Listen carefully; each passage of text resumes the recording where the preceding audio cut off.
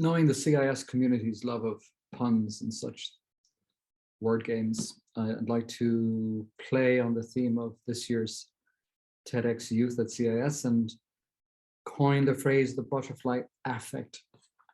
The butterfly affect is for me a metaphor for awareness in the present moment. And so it arises from an experience I had last summer when I was visiting my parents, and I noticed something that I probably should have noticed before. So to set the scene for you, my parents' kitchen window looks onto a large garden, which is enclosed by a tall hedge. Many species of birds live in the hedges, especially blackbirds, as they like to build their nests very low to the ground. And then they appear from the hedge and they feed on worms and berries and seeds. And this easy access to the garden is very useful for them. So, and I don't know if you've seen blackbirds, but they move in a kind of staccato dance. You know, they prance forwards and sideways and backwards, which I think in itself is a means of communication. So anyway, what I noticed was when I was with my parents and the blackbird appeared in the garden, my parents would break from their conversation and focus solely on the bird. You know, they would evaluate how it was moving, what time it was compared to when it appeared yesterday. They might ask questions about where the female bird was, if it was a male, and vice versa. And then once they'd sort of made their observations about the bird, this could take anything up to 3 minutes, they'd come back to their original conversation. So they seemed very attuned to those comings and goings. The blackbird is one example, but there are others. They seemed very attuned to the comings and goings of the natural world in the garden. And they seem to attach enough importance to these observations that they sort of prioritize them in their daily lives.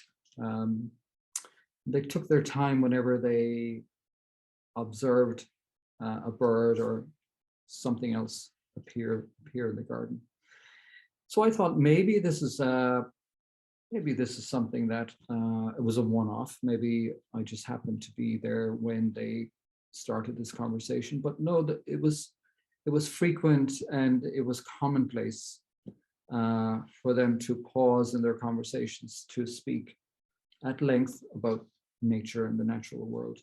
And the more I noticed it, you know, it's like seeing something and then keeping an eye out for it. The more I noticed it, the more I noticed it. So it was something that stayed with me on my return to Hong Kong, so much so that I started to look for what you might call disruptions in conversations, where people would break from, say, a social conversation to comment on something they'd seen in the natural world.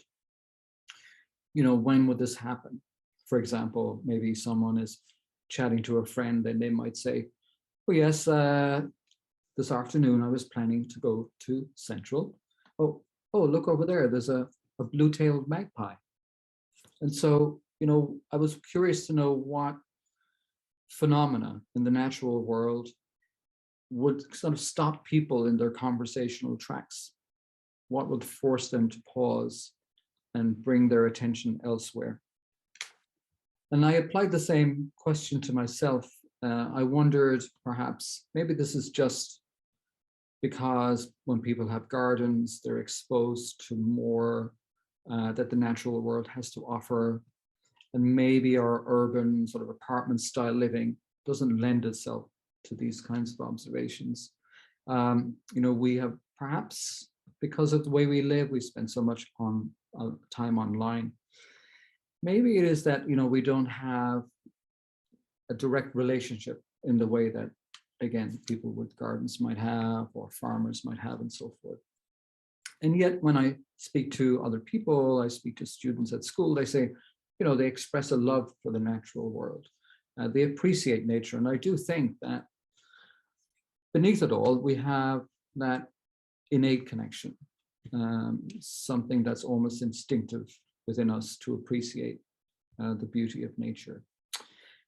Anyway, I decided, having sort of made this observation, that I would carry out a little experiment in myself, and I would be very conscious when I was out walking in the hills behind the school, for example, of times when I would pause, when I would stop and sort of take in the natural surroundings. And I wanted to know for myself, what was it that forced me to stop and pause and observe in the same ways that my parents seemed to. Now, I don't know if you know the hills behind the school, but of course it's home to many amazing species. For example, you'll find, a wide variety of bird life up there. Everyone by now, I think, has come across a wild boar in the hills. You also have in the evening, if you go to the hills about 6 o'clock, when it's dark, or maybe later, you'll come across porcupines sometimes. Of course, we have snake life. I was once fortunate enough to see a civet cat up there. It's a real privilege to be able to have those experiences. But I drew, a conclusion after some time that there was a species of insect, or a type of insect, that seemed to grab my attention most, and that was the butterfly, hence the title of this talk, the butterfly affect. Butterflies are just extraordinary. The way they dance and move, the way they flit about flowers, they embody such spiritual grace, such gentility. And then when their wings are open, these magnificent kind of iridescent colors really attract the attention. They're hypnotic to the eye. And so there's something about butterflies and their beauty, of course, and their ethereal natures that really, really, really stop me in my tracks. Even if I think, I'm having a conversation, I'm walking and hiking, I think I'll pause to stop and look and break from the conversation to make the observation of the butterfly. And of course, Hong Kong is, it's worth knowing this, a haven for butterflies. It's just a remarkable place for butterflies. There are over 245 species of butterfly here. And believe it or not, this number is growing. According to several experts, many new species have been recorded here over the past 18 months. So this is seemingly good news, but I also learned that monarch butterflies, which are used to colder climate, they struggle in the warmer surroundings of Hong Kong, or have begun to struggle here because our climate is getting hotter. It's worth noting too, because we see butterflies as these gentle creatures that they're actually really, really resilient, and many of them migrate. The monarch again is a good example of that.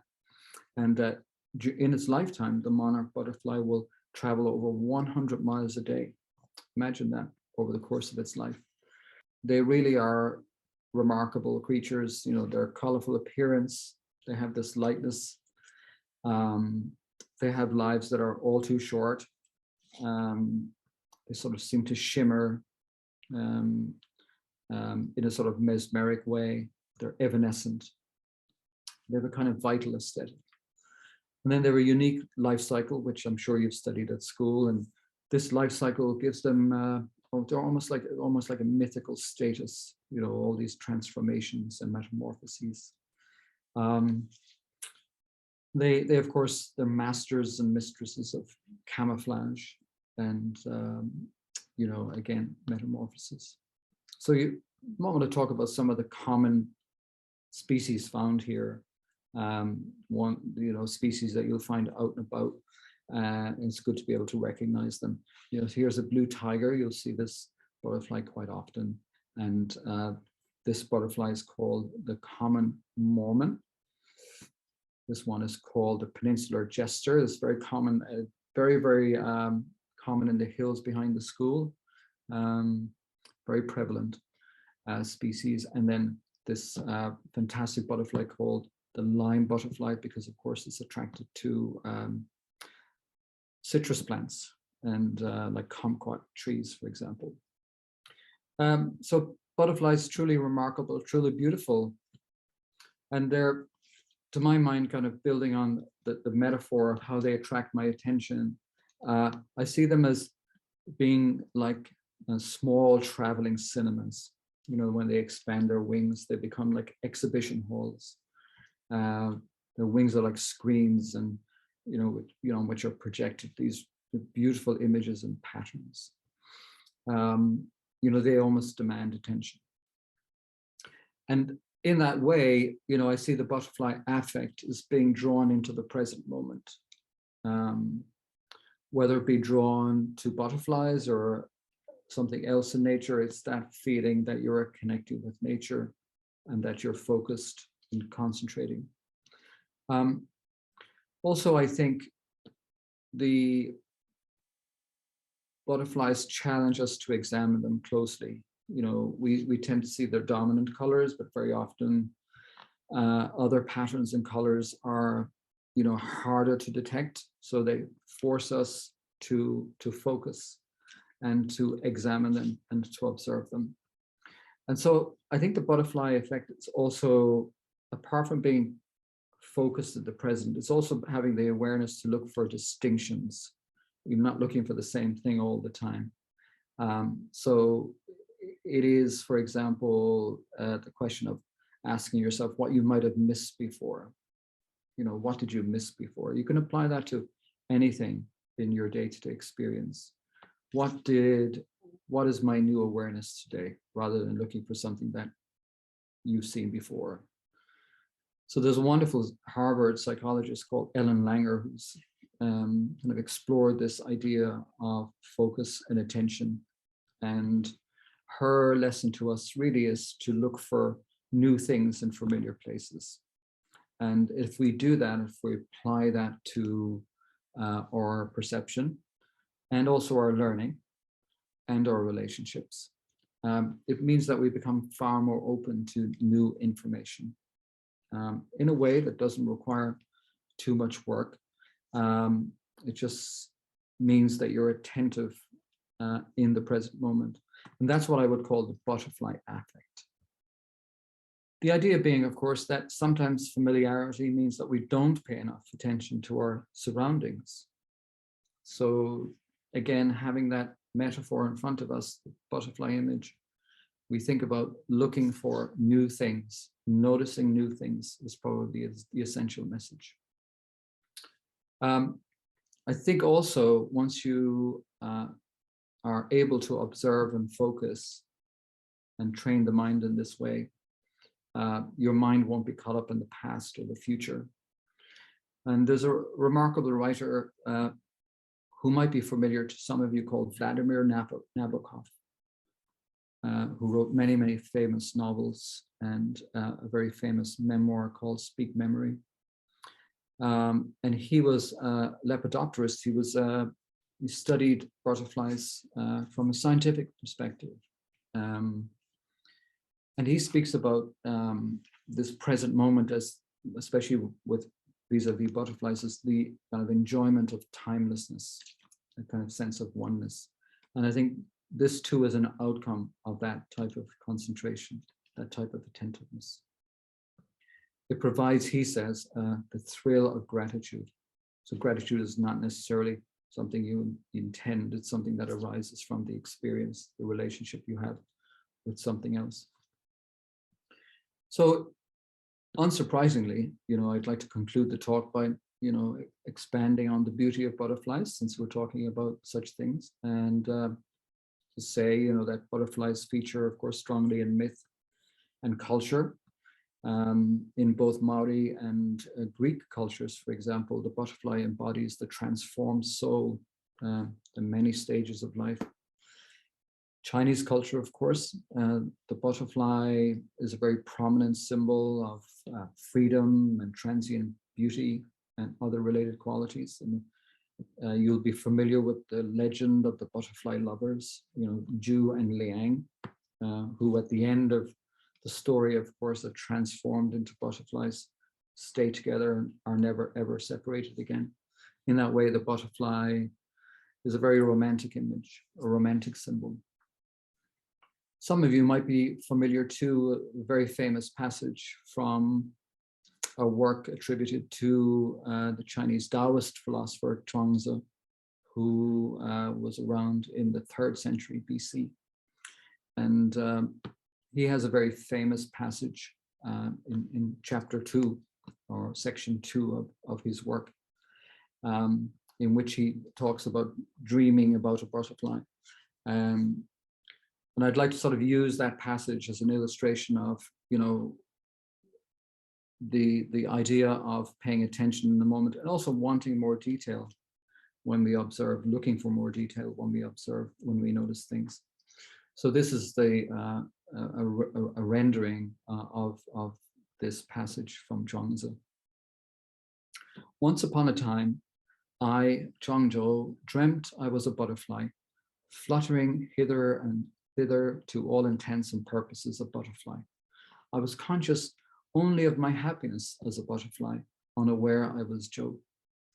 Now I do not know whether I was then a man dreaming I was a butterfly, or whether I am now a butterfly dreaming I am a man.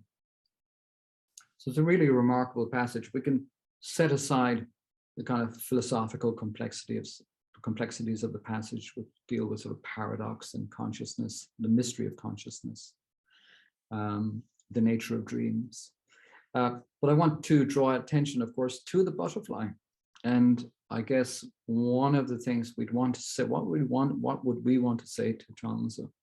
You know, what questions would we have?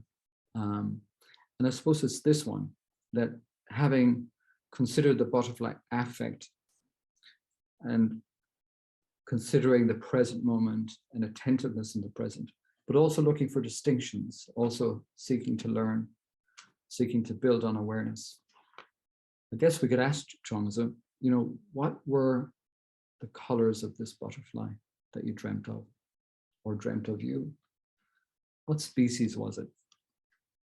This is something we'd love to know. We'd love to hear a description or read a description of that butterfly. Thank you very much.